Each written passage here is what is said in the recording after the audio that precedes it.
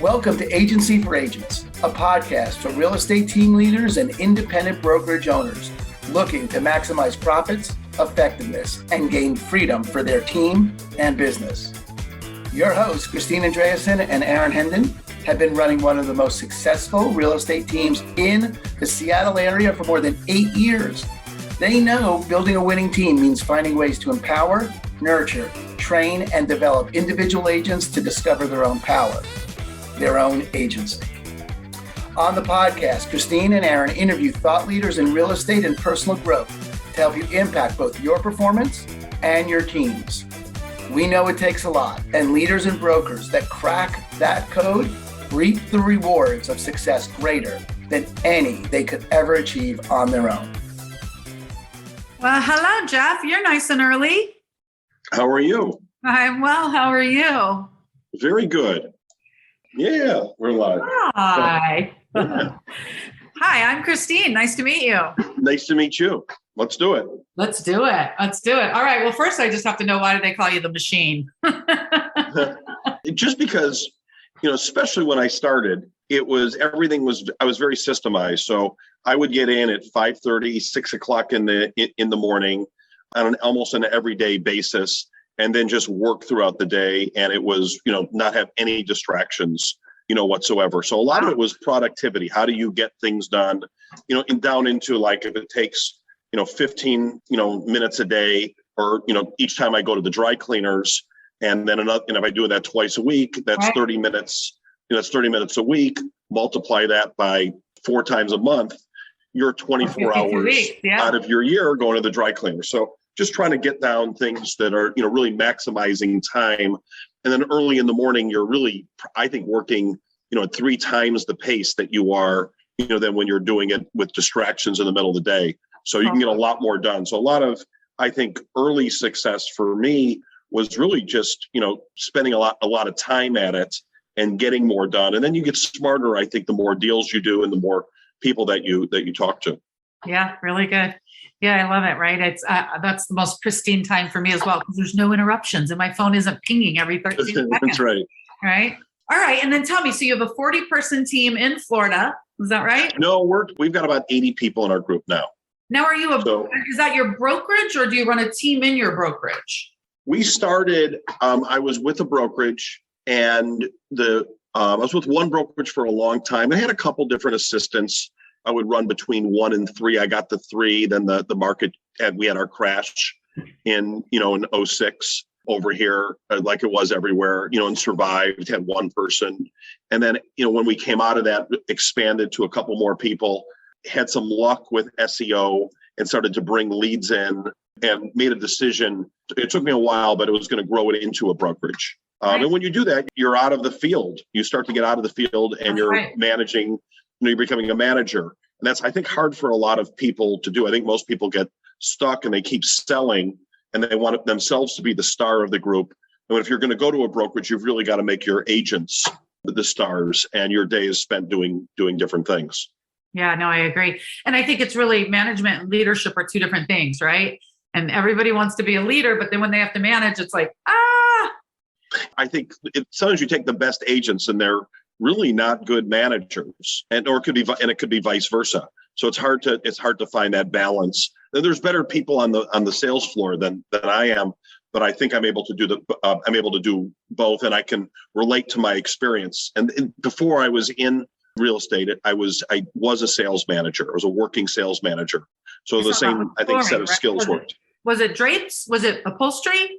Yes, nobody uses drapes anymore, but it was the home furnishings fabric business is what we're in. That's fabulous.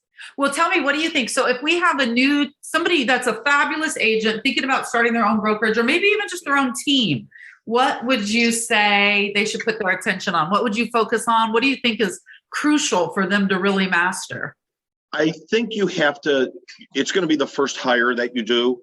And I think that first hire, then you have to be prepared to possibly fail with that. You may hire somebody and you make the wrong pick. And sometimes you go through a couple people with it. So you're also going to go backwards typically when you hire somebody. Once you hire them, it's, I think, giving them a list of things to do.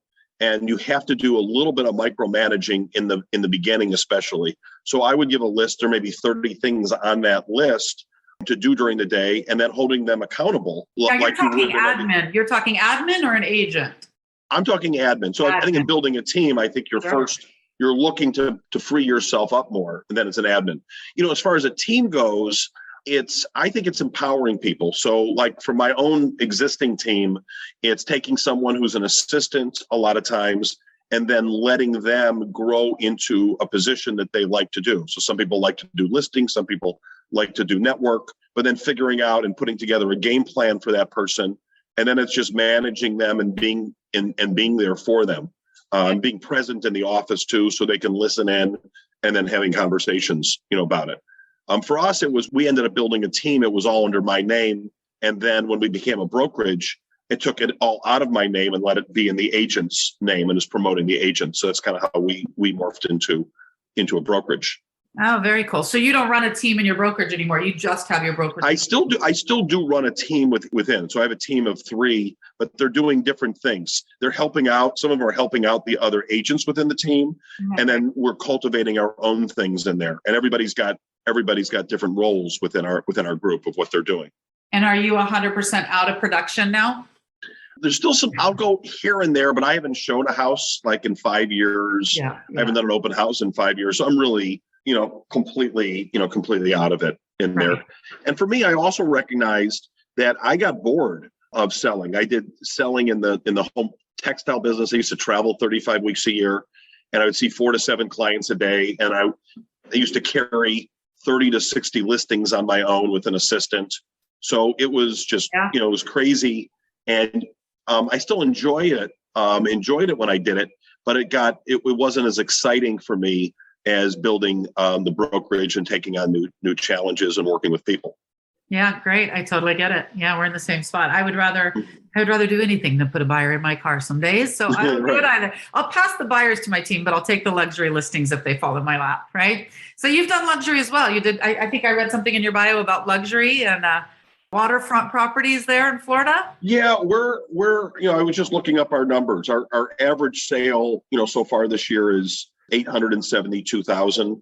Our average listing sale is $1 million, and we have some big. We have a $27 million sale that we just did, nice. So that that'll bump some stuff up. But if you go back, a few years ago, we were at 526 was our average sale. So our numbers have really went up, and they're going up at a percentage greater than the jump that we've had. We doubled our sales from 2021 to 2020. So we're in the process where we've had a lot of new agents come in, and it's getting agents up to speed as quickly as possible, training them so that they're hitting it on all cylinders by year 2, 3, and 4, and then you're starting to see their revenue really go up. So we're kind of in that position where we've had a lot of new agents that have matured and are now really producing.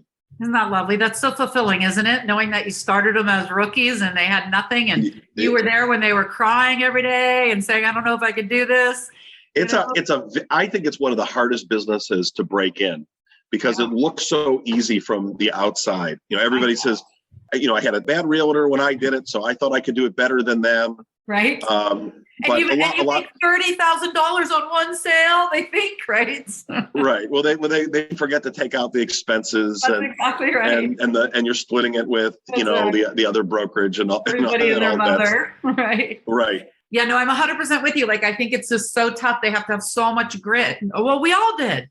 We have to have so much grit in the beginning to get through that first year of you thought everybody was just going to find out you were in real estate and throw their deals at you. And here you are, you're living on top ramen for the first couple of months. And well, the biggest concern that I have right now is we have been in this extreme, seller's market now for a couple of years.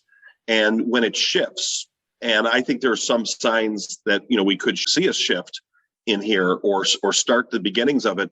I think there's a lot of lazy sellers out there and a lot of lazy realtors out there that have just forgotten what to do or think like Sunday is just a day off where it won't be on a long-term, basis. So getting everybody in line to, so that reality, when it occurs, they don't drop off tremendously because we're going to see some agents, I think, that will disappear from the business the other way around.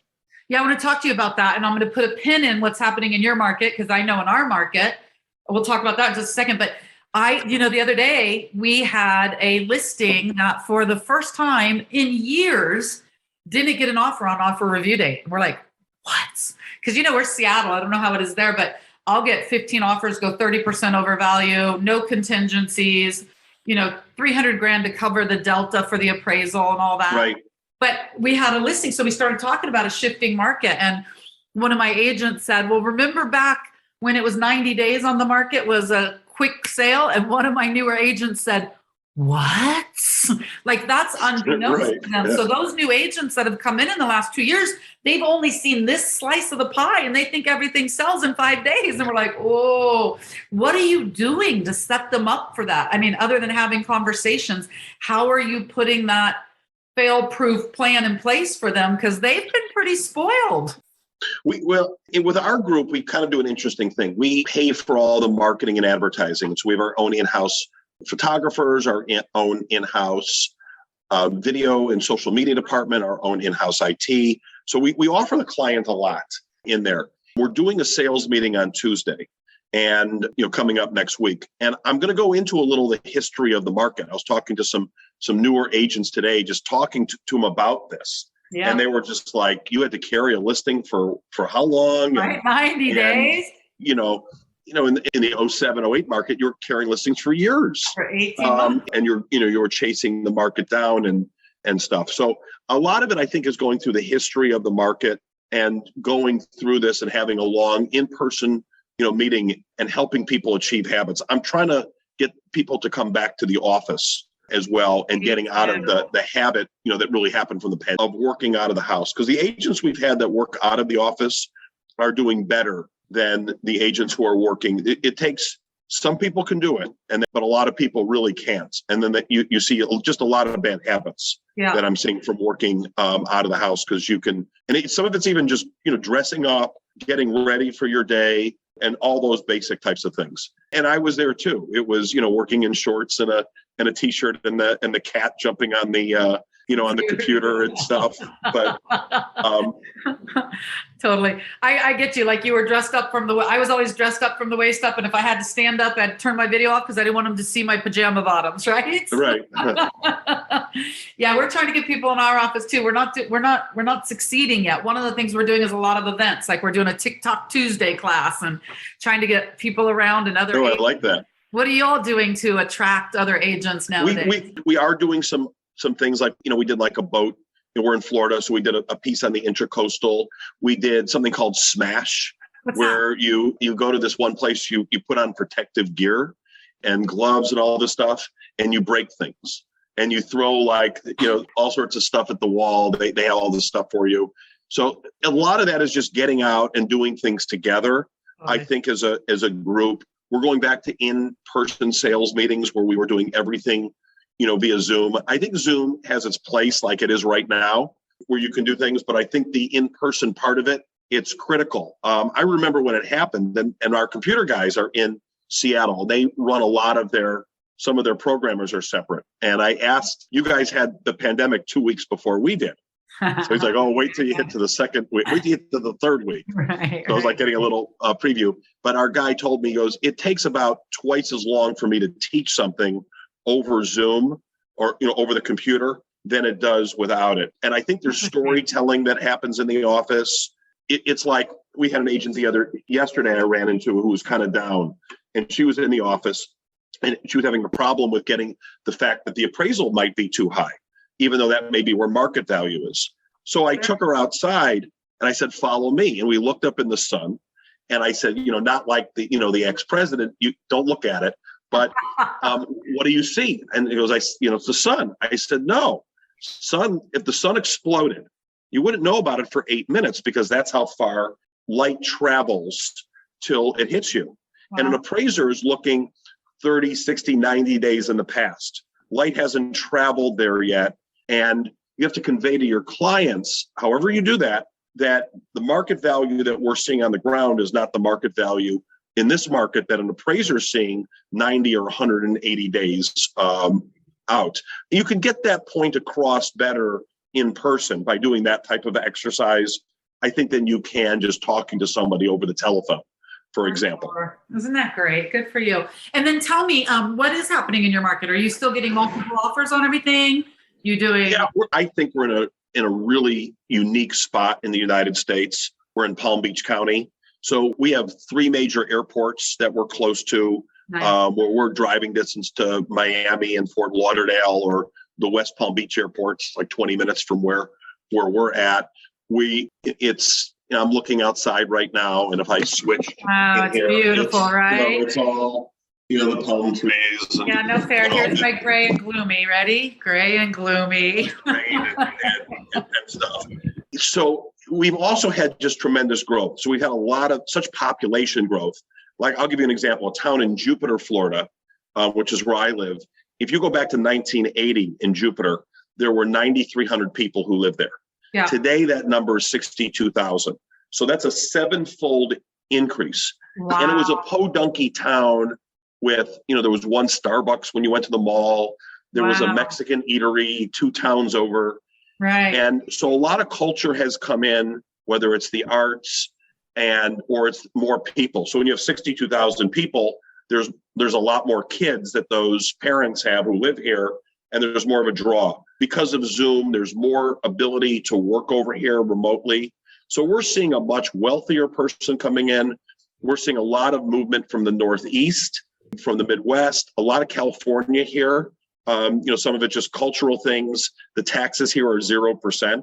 In California, it's 13.3%. So there's more movement here, and that's not going to slow down. And we're right on the ocean and the intracoastal, and there's golf and boating and a million things so you're protected from the ship to do. back. So we're also built out land-wise east of like our major highways. So that part has shifted, where we used to have a limitless amount of land in prime area. So we're seeing prices go way up, more movement that's coming down here. On the flip side, we see inflation that's going on everywhere. Sure. Wages that are not going up at the same rate of inflation. There's not the savings that were going on during the pandemic, where you couldn't go out to a restaurant or travel or do any of those things. Sure. Interest rates, if you were getting 3% and you could afford a home, let's say for 400, and that number now, because it's a couple points higher, is 320 or 340. You're taking buyers out of play from the bidding process. You've got the what's going on in Ukraine now, and other costs that are going up. So I think we're at the beginning. So I'm seeing a little bit more inventory. It's hard to tell still yet, but I see it coming. That we're gonna see some movements. And even where we have a lot of cash buyers. If there's trickle up economics. So if somebody can't afford a home and they can't sell their home in Maryland, and that home, they don't sell that, they can't move here. I think there are some pieces that are interconnected, but it's still the biggest issue that we have where we won't go into a really bad market is we just don't have the supply, and we still have the demand of people moving here. And that part for our particular market isn't going to change. Isn't that great? Good for you. Much like us, we have everybody from Amazon and Microsoft and all the tech companies. They're coming in drones, we got nowhere else to build what up. There's certain markets, Boulder, Colorado, where there's limited inventory. They can't grow the community because of the land situation. Google, has a place there where they employ 2,000 people. So the average home there was $1.5 million. There's different markets. If you want to move to Buffalo, New York, whole different story. Chicago, like Boeing just moved there. Right. I heard, this morning. So that market is more of a depressed market, and that's where I think when things go bad, it'll really hit some of these other areas. You think Chicago, when Boeing moved there, you think it's going to do good for Chicago market? Boeing announced today. I heard from a friend. I'm from Chicago that they're leaving Chicago now. Oh, they're leaving Chicago. Gotcha. Yes. Oh yeah, I gotcha. Yeah, that makes a huge difference, doesn't it? Yeah. No, that was a big coup that getting Boeing for Chicago. Right. But it's hard to a lot of cities have a lot of debt, and the taxes are high, and the weather's cold. So are you talking to me? no, not Seattle. You've got well, for sure the taxes are high and the weather is cold, but it's beautiful here, and we got enough tech companies that you've got so much tech there. Yeah, and it's beautiful. We're strong that way. But we are seeing, I mean, that one listing I had, the first one in years that didn't get multiple offers. Of course, I knew everything on the market right around it. I called all those agents, and there were 5 of them that didn't get offers. I was like that. It was that weekend, 2 weekends ago, when the rates went up over 6% for a conventional loan, that little boop. I mean, there's still 5.25 or something like that today, right? So they came down a titch, but that first weekend where they skyrocketed, it was spring break. And I think there's just buyer's fatigue.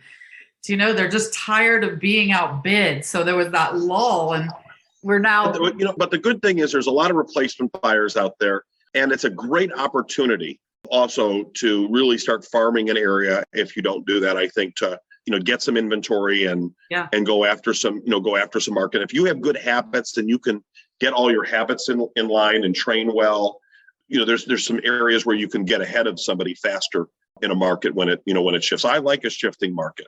Yeah. Because it takes a while for most people to shift. Yeah. Well, I got in 2008. So this to me is. Did you really? Wow.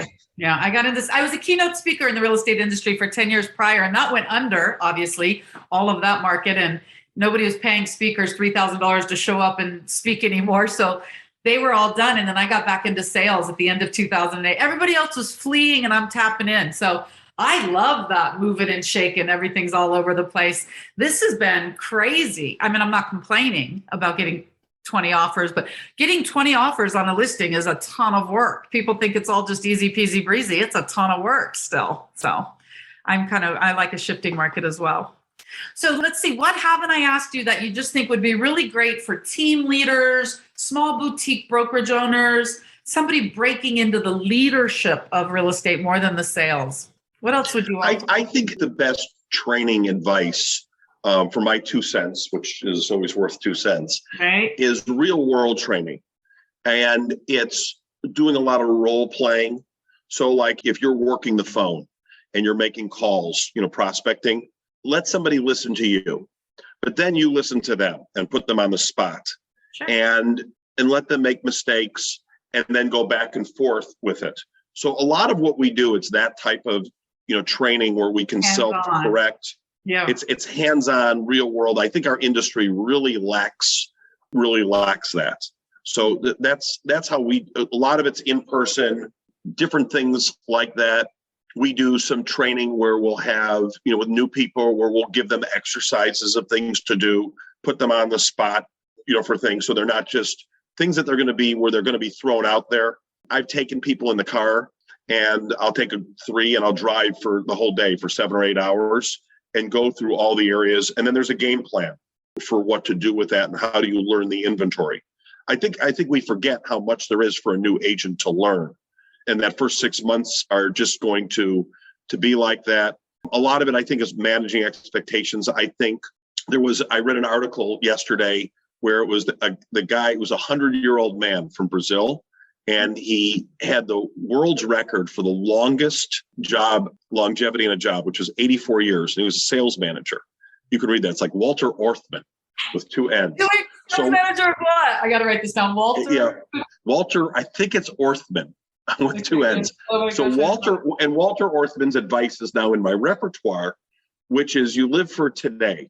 You don't worry about the past. You live in the present. Meaning you let the past go. What happened a minute ago, that negative thing, and we have negative energy in our business. There's negative things that happen and you're dealing with the other agent on the other end or your own client or something else. You just have to, I think, letting those things go and then keep moving forward is a really good piece of advice. At least it's worked for this guy for 84 years. Yeah, right. I love it. Yeah. What I love that I'm hearing you say, though, for the new leadership, not necessarily the new agents, is that they've got to get hands-on with their new agents. They've got to be willing to be there all the way through it, not being afraid to be put on the spot and doing it back and forth and really just being in the trenches with them a bit in the beginning, getting them. Yeah, we have to remember what's going on in their head. There's also a lot of anxiety, especially, we bring people in from other industries and they're very successful, or they're an agent from another area and they're very successful. and they're starting over with no pipeline, no nothing. I think another piece, advice I'm telling people today is to forgive yourself. Nice. And that you're just not going to be able to learn everything. You're going to go to see a house. You're going to get to the back gate in this gated community. It's the non-gated part. That's where your GPS brought you. You've got two people in your car. You're going to call the listing. You're going to call the listing agent. The listing agent's not going to answer, and you're going to be embarrassed inside and say, "Oh my God, they know they're with the wrong person." That's going to happen. So take that in. The next thing is you learn that area now, and now you know where to go the next time. Okay. So there's that 6-month learning curve where it's the most exciting period of time, but it's also a very frustrating period of time. So, just take it all in and don't beat yourself up so much. I love it. That's awesome. All right. Final question for you. Ready? Yes, what are you reading? What are you reading? What's your favorite book right now? What are you reading? What's on your nightstand or in your Audible? Desert Solitaire. Oh yeah. I haven't heard of it. What is it? I just came back for spring break. My best piece of advice is with both of our kids. This is Friday number 741. We have two kids, 23 and an 18-year-old. And Jade this is her last Friday of school from high school. So I've taken both kids out. This was a systematic time block for breakfast every Friday and drive them to school. And there's 39 weeks a year. So I added it up. There's 741 episodes. We're going to IHOP on Friday. But anyhow, we took for spring break, we do a lot of family Griswold trips. And we went to, we did Bryce and Moab and all that. Yeah. And I had an old tour guide that I know who's actually from your neck of the woods, somewhere in the Seattle area, who we met years ago. And he told me to read that book. And it's about the desert. It takes place in Moab. He was a park ranger like in the 60s. But I think it's a lot of being comfortable with the environment, being comfortable, with yourself, listening more, zoning in more.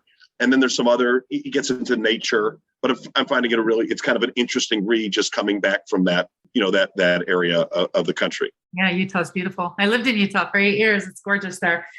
Not the culture that I'm particularly used to, but gorgeous nonetheless. Yes. No, he had some other interesting books about, the other one was something about polygamy. So, yeah, exactly. Utah. In that area. Where in Utah were you?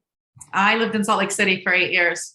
Yeah, I think Salt Lake City is a beautiful area, but we were all over Utah, but not in that area. So we were in Zion. We flew into Vegas, then drove to trying to remember. There was a state park that was really cool, and then we did Bryce and Zion, and then Moab and all that good stuff. Lovely, awesome. Oh my gosh, Jeff, it was just great being with you. Thank you for spending I guess it's your afternoon, my morning. Thanks for spending a little bit of time with us or with me and contributing to so many people. I will definitely be passing the link on to my mom. Isn't that great? It was delightful meeting you. Have an awesome day. Okay, you too, Christine. Thanks. Thank you for tuning in to another episode of the Abundant Life Podcast, brought to you by Christine & Company and eXp Realty, the global online brokerage powered by top agents and cutting-edge technology. If you liked what you heard, consider subscribing wherever you listen to podcasts. Your hosts have been award-winning brokers Christine Andreasen and Aaron Hendon. For more on them, visit christineandcompany.com.